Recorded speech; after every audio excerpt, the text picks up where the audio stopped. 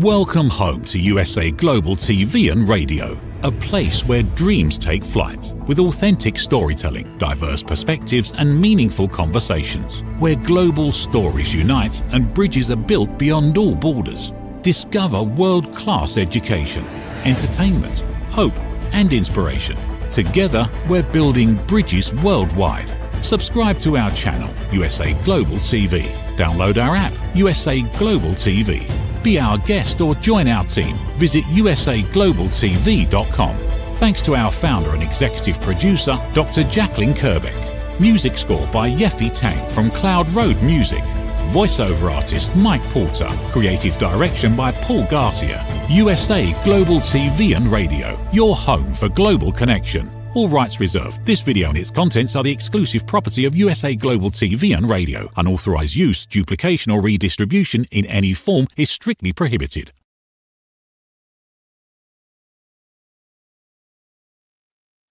Good afternoon, everyone, and happy Monday. I am Julie Ann Mejia, and this is episode 8 of The Holistic Alternative. Today, we have a truly inspiring guest joining us. Her story and case has made national headlines on traditional news outlets. She has become a tremendous healthcare advocate and raised awareness on the dangers of black box warning FDA-approved antibiotics. Although she struggles with the repercussions of consuming Cipro, she resiliently pushes through each day and continues to educate the public with her beautiful content and her story. She has created a wonderful space for others who have suffered from these harmful prescriptions as well, and oftentimes lend support to each other. Today, it is my great honor and privilege to welcome Talia Smith to the show. Talia, thank you so much for joining me today. Hi. Thank you. Hi, welcome. Absolutely. It's great to see you and to talk with you and have you as a guest.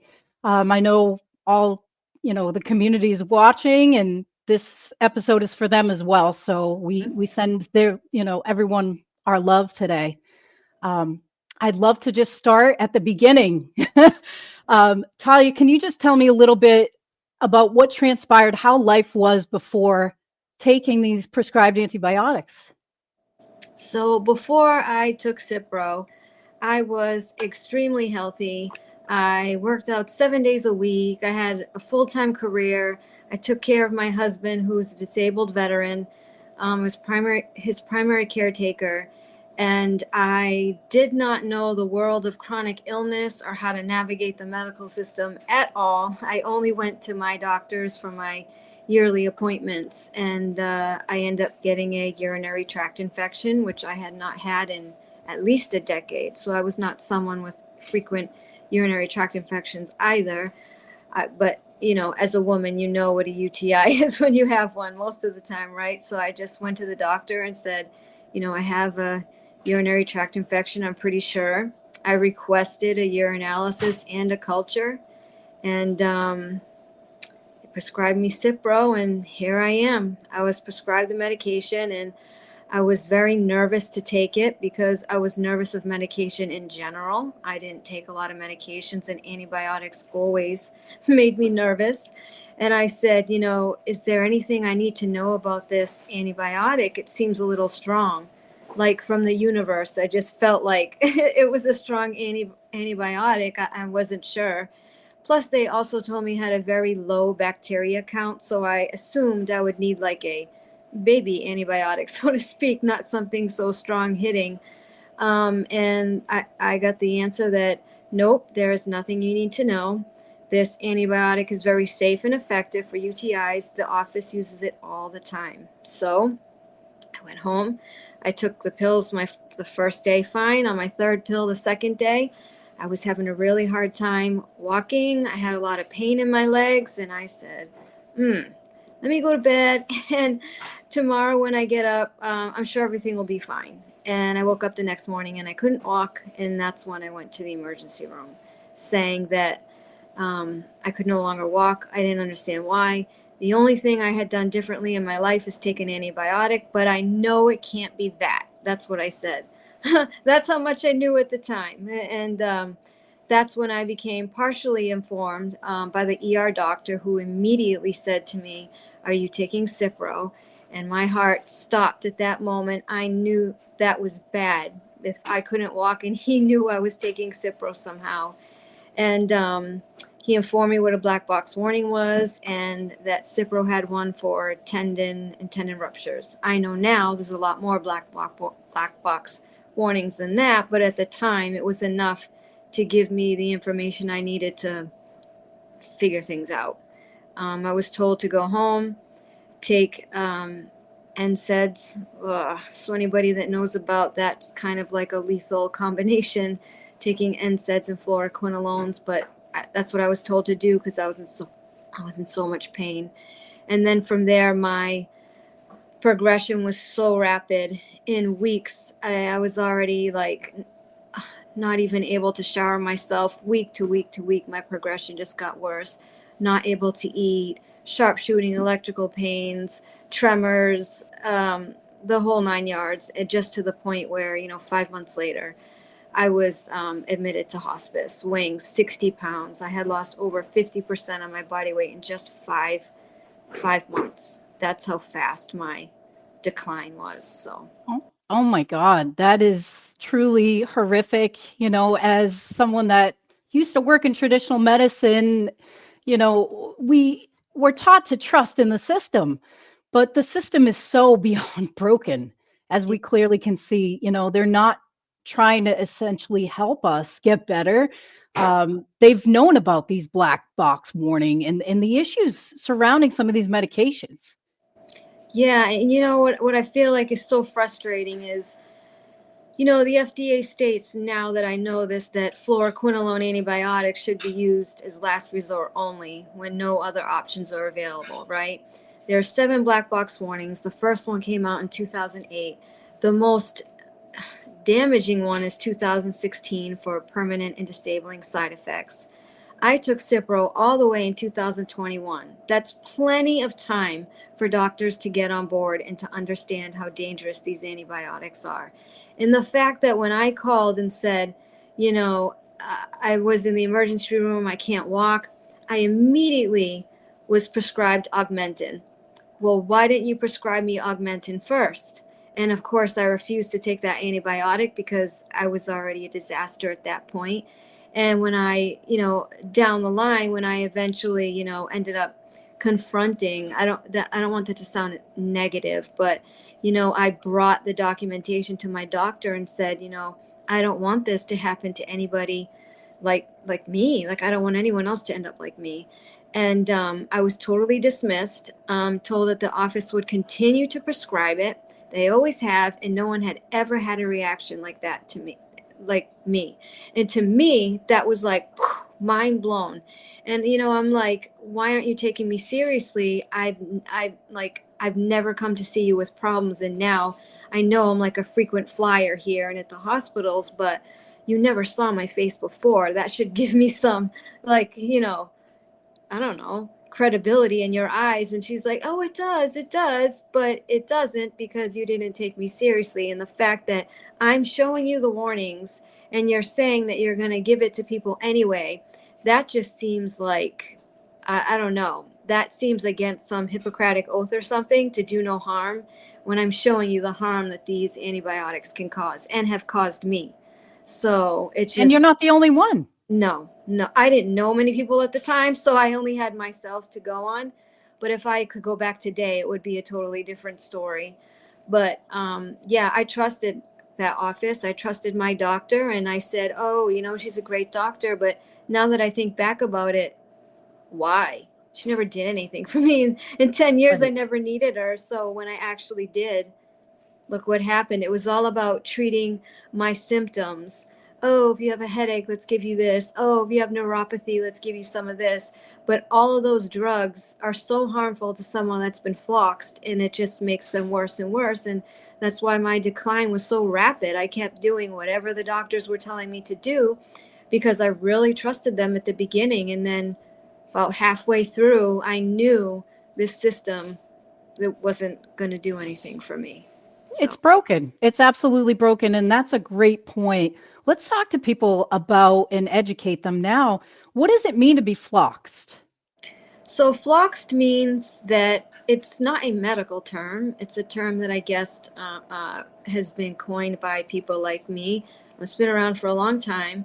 And it just means that it is someone that has taken a fluoroquinolone antibiotic and is suffering from the adverse effects of that, right? Whether it's fluoroquinolone associated disability, just some adverse effects, whatever that may be, we are suffering the effects of a fluoroquinolone. So that's what floxed means. So fluoroquinolone, floxed. Yep. That's how that came out. So yeah.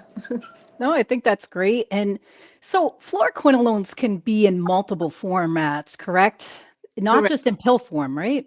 Yeah, thank you for bringing that up because I've been interviewed a lot, and I do talk about the different forms a lot, but not that often on interviews. And I think we are most commonly used to pills, maybe injections, IVs. But the one thing I wanted to point out here, because I get questions about this all the time, is can I get floxed from taking Cipro eye drops or ear drops? And the answer is yes. There are lots of people that I know that are floxed from taking just one eye drop or an ear drop. That those two are not included in the black box warnings, but if you look them up in all the literature from the National Institute of Health, PubMed, whatever, that information is there. They're just as harming and disabling as pill form or injectables. And there's fluoroquinolones and lots of other things, medical supplies, meats, all that. Like there's lots of stuff, but I'm just focusing on that one area that people keep asking me about. And it's, for parents out there, it's pretty alarming because if you think about eye drops, probably we take eye drops the most, adults, but I feel like it's probably children that takes ear drops the most. So Right. I think that's something for parents to be on the lookout for when their children gets, uh, diagnosed with an ear infection, to make sure they're not taking a fluoroquinolone ear drop. There are plenty other ear drops that children can take. So. Of course. And it's truly, daunting that, prescribers are continuing to push these pharmaceuticals that they know cause bodily harm when there are so many other options out there for antibiotic use. Yeah, yeah, and when I was prescribed Augmentin, that is when the doctor brought up this list, and I said, "What are all those things?" She said, "Those are all the antibiotics that this bacteria is susceptible to." So there's like 20 antibiotics on that list that could have been taken instead. So that is what infuriates me to this day, and the fact that I go back and say something and I'm dismissed, and it's not Talia making this up. This is from the FDA. There's stats from the Centers of Disease Control. Like it just. It's disturbing because you know what? I think a lot of physicians prescribe medications they're not aware and they don't read the studies prior to prescribing to patients. I think they're just used to doing the same thing, and that's what they do. That office prescribed Cipro for a long time, and that's what they do. So. So, what are other preventatives that people can use in place of Cipro and fluoroquinolones in general? So I'll here's my little spiel. Everyone that's Yeah, watched me is like, here she goes again. So it's great. if I think it's very important that you yeah, show and teach people because a lot of people aren't aware. yeah. So if you have a UTI, or if you think you have a UTI, and I say UTI because that is what so many people get Cipro for. Cipro is used for other things, yes, but many people get it for UTIs. The problem with urinary tract infection today's in the medical system is that I don't know what has happened along the line, but there's not really any testing anymore. You say, oh, it burns when I pee, bam, here's your prescription of Cipro. And that is disturbing to me because there are so many people that have been floxed that never even needed an antibiotic in the first place. So my spiel is, first of all, test, don't guess. Make sure you actually have a UTI. So that would mean talking to your doctor and requesting a urinalysis and a culture. A culture is going to tell you the exact organism that is in your bladder, so they can correlate that to an antibiotic and not just give you a broad spectrum antibiotic like Cipro because they don't know exactly what the bacteria is. So urinalysis and culture. And then you can go from there and you can make an informed healthcare decision on what you want to do after that. If the doctor tells you that a fluoroquinolone is your only option, ask to see that list. You've got to second guess them. There are also natural remedies that can be taken instead. And when I attempted to do that, my doctor scared the crap out of me and said that if I didn't take an antibiotic, I would get sepsis and die. So I was so afraid. That's when I turned down Augmentin. It was like, what do you mean? You're not going to take an antibiotic? No. And that's when I was told if I didn't, I would end up with sepsis and die. And I was so scared, but I didn't take the antibiotic and I didn't get sepsis. But there are many natural remedies you can try before jumping into an antibiotic. And I know many people that cure their UTIs without antibiotics in the first place. Yeah, cranberry supplements are great. Oregano oil capsules, berberine. There are so many holistic alternatives to harmful pharmaceuticals that will naturally help rid the infections out the body.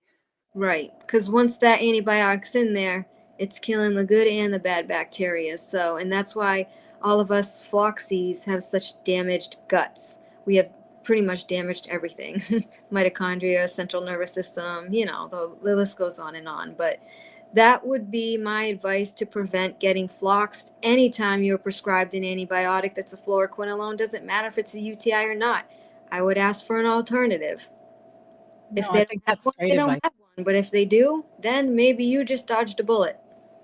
Not everybody that Absolutely. takes a fluoroquinolone gets floxed, but it's much more prevalent than you may think. Oh, I see it all the time. I hear patients that contact me. They're like, "Hey, they prescribed this. What are your thoughts?" And Yeah. it's stories like yours that are so impactful that we need to keep sharing to the public because knowledge is power. Mm-hmm. It's Right. really concerning. And let's talk about some of your advocacy work. This has led to a different life for you. It's Yeah.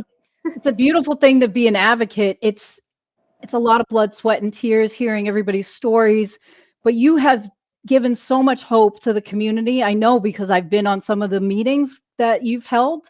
Let's talk a little bit about your advocacy work. Yeah. So when I first got sick, and I was on hospice, I wasn't documenting anything because what was the point? I wasn't supposed to make it. So once I made it past that point and I moved to palliative care, that's when my husband's like, you need to share this story. Other people need to know this. So, because I started finding more and more people that were like me. And he's like, you need to get out there. You're such a voice in general. So you need to share your story. But it took me about a year because not just from an emotional place, but a physical place. I physically could barely even speak. And even now, speaking for a long periods of time makes me dizzy. The damage that fluoroquinolones do to your mitochondria is just, it's like extinction level event here. It's like it affects everything. So it took me about a year to get to a place to be able to share my story and not lose it, because it's a very traumatic story that I have, a traumatic experience I've gone through. And then I needed to build up my skin, is what I say, have some thick skin, because there are always going to be, negative people plus people that support you. And I was either going to go all in or not at all. So I had no social media before this except Facebook, and kind of used Instagram because my daughter set it up for me because I didn't know how to That's use great. it. No, it's a lot of us. They're the same. So And I went on TikTok, and if you go back and look at my first video, I'm like, I don't know how to use TikTok, and then I'm like, I don't even know if this is gonna put, and it posts mid sentence. I'm like, that work? Like, when I think about me then to now, it's such a difference. But I can't remember how. But I first I posted a video about me in the hospital bed, and that thing went viral. And I honestly didn't think people would care because I'm sick. Like that doesn't seem interesting, I thought. But when it got like 200,000 views, I was like, oh my God, I think I have an audience. And then I linked up with my friend Tanya and Grace, and they were heading this, or part of it, whatever it was, letter writing campaign to the FDA. So they asked me if I wanted to be part of it, and literally overnight wrote that letter in my mind and then recorded it the next day. That's how much that had been brewing for that whole time. So I read my letter on TikTok, and I posted it, and then like a couple weeks later I got called from the FDA. So that was like, okay, people are listening to me. Holy crap. So, okay, now I need to hone my message because I know that people are listening. And I mean, one thing just led to another. You've seen, my simple videos like how to avoid getting floxed, what to do if you've been floxed, just like the emotional journey this takes on all of us. And then ICD-10 codes. That was a big one, which will be in effect October 2025. And those ICD-10 codes are for adverse effects of fluoroquinolones.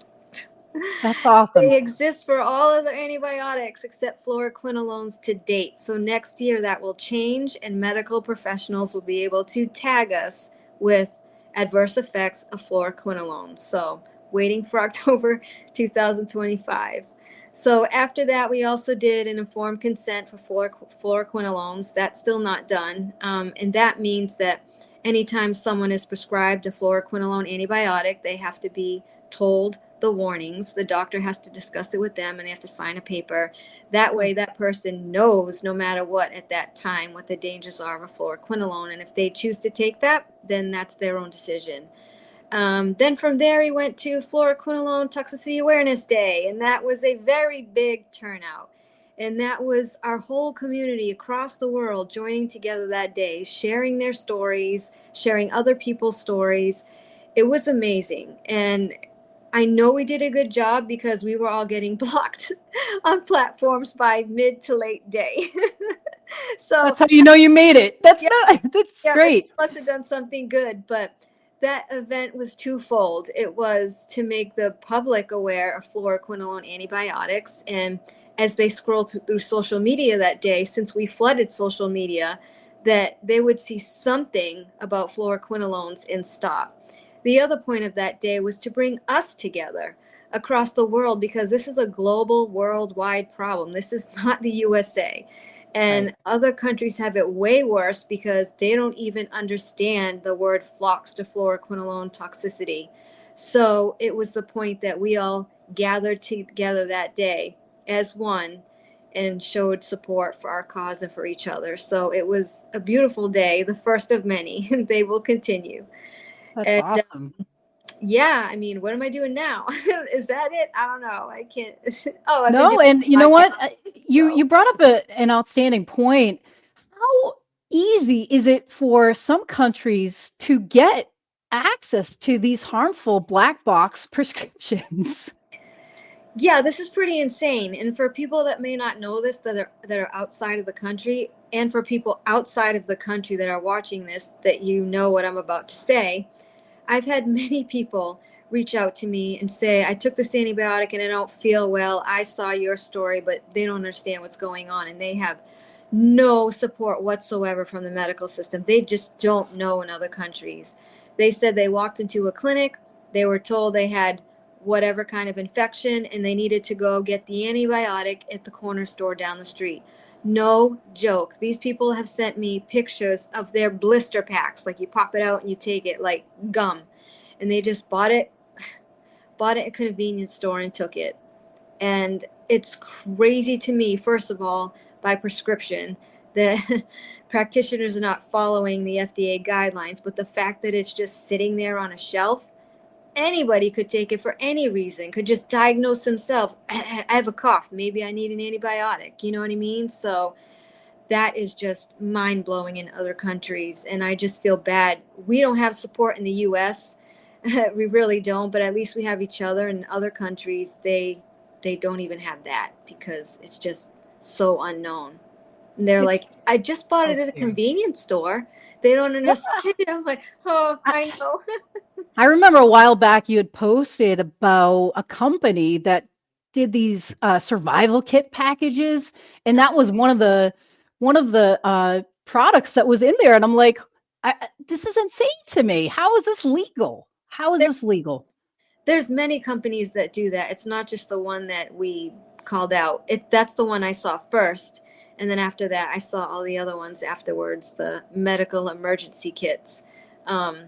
That if you were in the wilderness or something, supposedly, and in life or death situation, you could take the antibiotic. But the more you listen to those advertisements, it's more like, well, also out of convenience. Maybe it's in the middle of the night and you have children, you need to go to the hospital.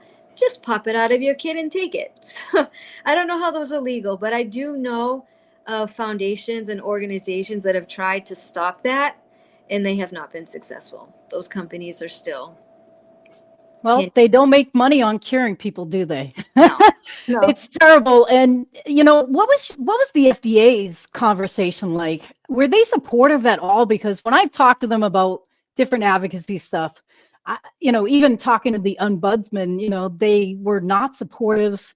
They don't make it easy. Yeah, so I tried to stick to the facts because I really just wanted to scream and flip out, but I was like, keep it to the facts, give them their own information back, which is always hard to argue with. And I kept bringing up the fact, last resort only. My doctor did not follow that, that type of thing. And they were just so apologetic. Can't believe this happened to me. They're sorry. And I said, well, why do you publish these black box warnings if nobody has to listen to them? What's the point? And they Right. said to me that it's like they have to publish these black box warnings. I mean, this is not their words, it's mine. It's really a CYA, right? They did not Yep. say that, but it is. And they have no enforcement at the state level of these guidelines. So they cannot enforce that doctors follow these rules. So that is very confusing to me. You're putting out these warnings and saying one thing, but doctors do whatever you want because you don't need to listen to us. So they told me to contact my attorney general, which I did, and they contacted me back, which I was surprised too. They contacted me back, and they told me to contact my state and local reps. I have not heard from them, but I did hear back from the drug manufacturer and my attorney general in my state, who talked about disciplining doctors for not following guidelines. So, It's like, okay, we shouldn't even have products that can be debilitating for patients. It's totally unethical from a medical standpoint.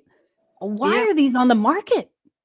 they claim, the FDA, was that there are a couple of bacterial or whatever infections that they do not have alternative for. So until they find an alternative to treat these handful of infections, bacteria, whatever, fluoroquinolones will stay on the market. So that's what I was told. So that's why I said, okay, well, if they're not going to come off anytime soon, what are all the ways that we can protect ourselves? Which is knowledge, telling telling the public about fluoroquinolones. I'm never, and none of us that are advocates in this community are saying, don't ever take a fluoroquinolone no matter what. It may be your last resort as life or death, right? We're saying you need to be knowledgeable, be aware of the warnings, and make your own decision for yourself, right? And that's what we're here to do, is just tell you the dangers of taking the fluoroquinolones. We don't want to see people end up like us, because when you do, you're alone. We're alone. There's no cure. There's no standard treatment. We're out here on an island trying to heal ourselves and hoping that we'll get better, because no Western medicine doctor, most Western medicine doctors are not going to help you. And even naturopaths and functionals, they may or may not understand either. So we're trying to prevent people from getting to this point that once you're here, what are you going to do? And that's why we feel hopeless. Are we ever going to get cured? Are we ever going to get better? It's not like if you had, I don't know, some kind of disease that had a very specific treatment plan and regimen. That's not what this is. That's like, oh, what did this floxy do? Let me try that. Oh, I got sick. Let me try. And then the thing is, once your mitochondria is damaged, you start getting all these other illnesses. So it's no more about being floxed. It's about, oh my God, you have Epstein-Barr now. Oh, you have Lyme, you have mold. Like you have all these things that, where did they come from?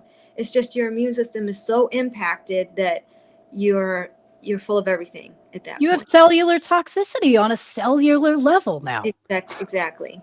So, did anyone ever tell you or recommend going to a medical toxicologist? Like, there has to be some kind of guidance. That's insane to me that they There don't give was any type of support. none whatsoever. The Western medicine doctor said, your symptoms, your constellation of symptoms don't fit nicely in a box. So we don't know what to do with you. Exact words. We don't know what to do with you. All we can do is treat symptoms at this point. Well, like I said, that is what makes us worse, giving all these medications. The other thing that makes us worse is when doctors don't believe us and think we're crazy and then try to give them all these kinds of benzos or whatever kind of medication Psychiatric meds, yeah. that make things like 10 times worse because our GABA receptors are damaged. The list goes on and on. So then I said, I'm going to have to research this thing myself. I'm going to have to read every book I can, get in touch with everybody that I can. Then I got mast cell activation syndrome. So throw that one into the mix. I had to learn about that too. And then Can you tell people, if you don't mind, what that is? Sure. Mast cell activation syndrome is basically, white cells make up your immune system. And so that is where the mast cells are. They're part of your white blood cells in your immune system. And when you have mast cell activation syndrome, your immune system has been improperly triggered for whatever reason. There has been some insult to your body, and now your mast cells are firing and attacking everything that you attempt to take, right? So but when a normal person gets sick, these mast cells come out, they fight the virus, the person gets better, the mast cells retreat. They're done. Once you have mast cell activation syndrome, your white cells, your immune system can't tell what's friend or foe. It fights everything. And that's why we're limited on supplements, we're limited on food, because your mast cells think that it's trying to poison you, it's trying to make you sick, it's trying to protect you. But in actuality, it makes things a lot more difficult for us because I can only eat 6 foods. If I could have more than 6 foods, I'm sure my floxing recovery would be different. And a lot of people that have been floxed get mast cell activation syndrome. And it's not just from floxing, they get it from Lyme disease, mold, blah, blah, blah. But you will see that a lot of floxies have sensitivities to medications, food, and have some form of mast cell activation, whether it's severe as me or minor, just because, again, like you said, cellular level toxicity. So It's a tragedy, and it's totally preventable. And thank you for your bravery. A lot of people would have said, "Hey, I'm just gonna continue doing hospice. I don't have the fight in me." You have taken a very difficult situation and continued pushing forward and tried to make something positive out of it. yeah. So, I commend you for doing this. I know it's difficult each day, just even talking with me. So, thank you for getting your message out there so that the public is informed, because the more people that know about it, hopefully we can prevent somebody else from this occurring. Right. That's why I say if it's not going to be top down approach, we'll do it bottom up, grassroots. And That's it. I say to everybody that's watching me, it breaks my heart every time people reach out to me that you are made to feel that you are crazy, that this illness is in your head, that you are not. You need to stand firmly in your belief that you've been floxed, and don't ever let that go. No matter what the doctors tell you, just keep saying you are floxed and do not give in. That is what I did this whole journey. When I had psychiatrists tell me that I was anorexic, I got out of my room. I had an antibiotic that poisoned me. I never let them in here, or I was never going to make it off a hospice. Never. So Don't let them get in there. Stick to your belief. And another thing that I found very helpful, take people with you to your appointments. They will be less aggressive with you when you have someone else there, especially a spouse or something like that, if possible. So I always give that advice, just stand your ground, because this is not in your head. And the doctors may not understand or care what's going on, but there is a community here that can help you. That's what we're here for. Unfortunately, I wish it was under better circumstances, but that's just the cards We that life dealt me and us and everyone else that's floxed. So you got to just keep pushing forward, and holding them accountable is key here too. I know you can't really talk too much, but I know you have a case moving forward, and I encourage everyone that feels that they've been floxed to get in touch with you and get support in that regard as well, because again, until we hold these entities accountable from a legal standpoint, we're not going to be able to make significant impact. So this is your contact information, correct? yes, it is. That's my link tree. Okay, great. Look you right Everyone, up. Talia, I so appreciate your bravery. I appreciate all the advocacy. You're doing amazing things. I know this is difficult, but everything in life is temporary. I'm hopeful that, you're going to make a full recovery, and your story is going to impact so we get these harmful medications off the market. I just want to say before we go, thank you for your support, Julia, and for everybody out there that has supported me on this journey. All my fellow Floxies, I see you and stand with you. And as one of my dear friends says, I know she's watching this right now, I'm holding a line for you and for all of us. And please keep telling your short stories. Shout them from the rooftop. Nobody is going to listen and pay attention to us otherwise. Awesome. Thank you so much for taking time. I know this took a lot of energy, and I so appreciate your time today. Thank you, Julie. You're so welcome. Thank you guys so much for watching and seeing Talia's story. We hope we can get this information out there to prevent others from experiencing what she did. And to the community that have been floxed, I'm sending you guys so much love now and always. And we're so excited to have you all on the platform today. And tune in next month. We're going to have another beautiful guest with us. Thank you guys so much, and have a beautiful, beautiful day. Take care. 5 Little Known Secrets for Dementia Caregivers with Tracy Cram-Perkins.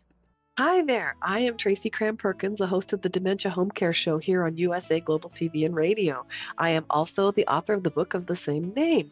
And you'll see this QR code. This is for an extended version of the same talk. So if you want to see the full hour-long version, feel free to scan the code and go to that website. Stick with me. We'll talk about 5 little known secrets to make it a little easier to do dementia caregiving. What you're seeing on the left-hand side is a healthy aged brain, age 55 and above. The one you're seeing on the right is an Alzheimer's disease brain. It is in moderate disease. It is shrinking. It has holes in it. The memories that were in those holes no longer exist.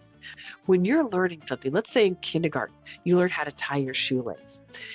Well, then by the time you're in second grade, your brain remembers that information from tying the shoelace and applies it so you can learn more quickly how to tie more complex knots. So the brain is hardwired to do this for us, so it helps us learn faster so it doesn't take us long to acquire knowledge. The brain is looking for the information, and they pick the closest to wherever that hole is. Let's look at some tips that we can use to help do that. These are 5 simple tools you can use as a dementia caregiver to help your loved one. The whiteboard is a useful tool in recording the day's activities and the answers to repetitive questions. The calendar clock is a very useful tool to orient your loved one on the day, the date, and the time, and remind them of upcoming appointments. The communication cards are a great tool to bridge the gap when they can no longer tell you what's wrong. And then there's the pill minder for when your loved one is still able to take pills but needs prompting. The final tool I want to share with you is the memory book. It tells your loved one's story. It's a great tool for distraction, redirection, also as a conversation starter, and telling you where they are in their story so you know how to answer their questions. Music is probably the most powerful tool in your toolbox after laughter. Music is a way to maintain connection. It sticks with your brain longer than any other thing, including reading. When you're having an issue with somebody, you can play their favorite music if you move them to another room, something that makes them happy, or you can start singing songs together from their childhood. These are some of my favorite books for caregivers. My show airs on the third Tuesday of every month, and you can view past episodes on YouTube. Thank you, everyone. This program has been brought to you in part by Tracy Cram Perkins. Connect with her and order her book at tracycramperkins.com. For more information about Alzheimer's disease, support resources, and how you can help, contact the Alzheimer's Association at 1-800-272-3900 or visit their website at www.alz.org. They offer 24/7 helpline support and a wealth of information to assist you and your loved ones. We face daily cyber risks, spending over 7 hours of screen time, including 4.5 hours on mobile phones. This convenience comes with significant dangers, with cybercrime costs predicted to exceed $10.5 trillion by 2025. In 2023 alone, seniors lost over $3.4 billion to cybercrime. Our goal is to make social engineering concepts of cybersecurity easier to understand. We work with business teams, senior living facilities, investment companies, and educational institutions, both individually and in groups. We offer real-life examples to help you recognize and prevent attacks, with sessions available both in person, in selected regions, and remotely. Schedule your training session, or to learn more, contact us today. Call us at 847-845-9360. Email us at info@cybersecurityeasy.com. Protect your team and family with cybersecurityeasy.com.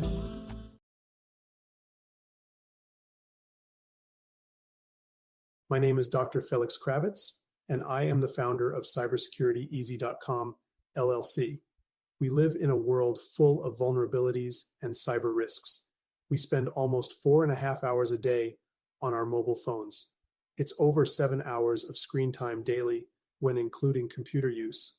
We often forget that this convenience comes with risks. Published data predicts that the cost of cybercrime will exceed $10.5 trillion in 2025. These numbers encompass not only businesses, but also each one of us, including our children and our parents. In 2023, the FBI reported over $3.4 billion lost by seniors aged 60 and older. CybersecurityEasy.com LLC's initiative is to massively support the community by providing cyber safety coaching and improving social engineering awareness. Our goal is to make social engineering concepts of cybersecurity easier to understand. We work with business teams, seniors, and educational institutions, both individually and in groups. We cover various topics from phone phishing attacks to AI-generated voice cloning, robocalls, password protection, and more using life examples. Talk to us today. Call us at 847-845-9360 or email us at info@cybersecurityeasy.com.